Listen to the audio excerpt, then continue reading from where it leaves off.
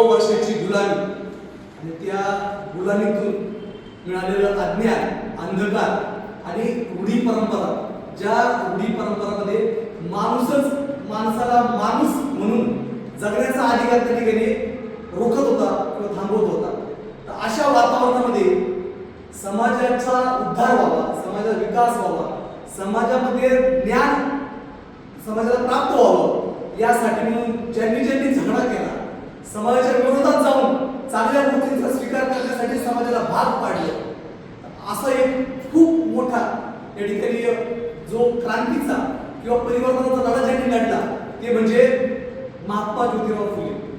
क्रांतीसूर्य, समाज प्रबोधनकार, समाजातील रूढी परंपरेवर जाणारे एक तळमळीचे नेते की ज्यांच्या त्या तळमळीतून स्त्री शिक्षण आणि स्त्रियांचा उद्धार, स्त्रियांची समानता, समाजातील सर्व घटकांना समान न्याय मिळावा यासाठी म्हणून 18व्या शतकामध्ये ज्या माणसाने या ठिकाणी आपलं सर्वस्व अर्पण केलं समाजासाठी, असं कुटुंब, असं दाम्पत्य म्हणजे सावित्रीबाई फुले आणि महात्मा ज्योतिबा फुले या दोघांकडे या ठिकाणी आपण आधुनिक भारताच्या जडणघडणीतील एक पितामह म्हणून त्या ठिकाणी त्यांना पाहिलं जातं. आणि आज त्यांची जयंती, या जयंतीच्या निमित्तानं आपण सर्व सिद्धिविनायक नर्सिंग कॉलेजमधील विद्यार्थिनी, विद्यार्थी, प्राध्यापक आणि संस्थाचालक आपण सर्वजण त्यांना या ठिकाणी अभिवादन या ठिकाणी करतोय.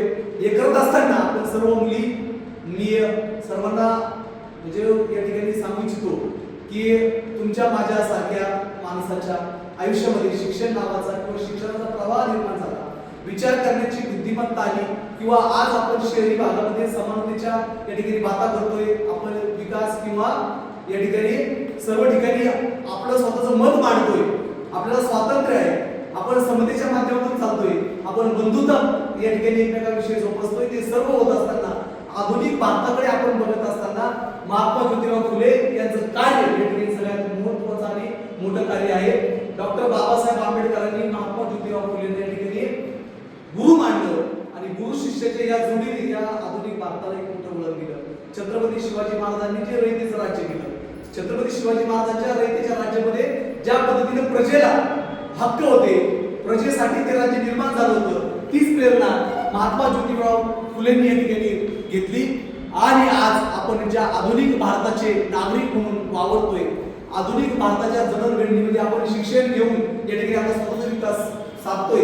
या विकासामध्ये त्याचा मूळ पाया महात्मा ज्योतिराव फुले आणि सावित्रीबाई फुले या कुटुंबाचा आहे. म्हणून आजच्या या दिवशी मी माझ्या वतीनं आणि आपल्या कॉलेजच्या वतीनं त्यांना आपण विनम्र अभिवादन अर्पण करूया.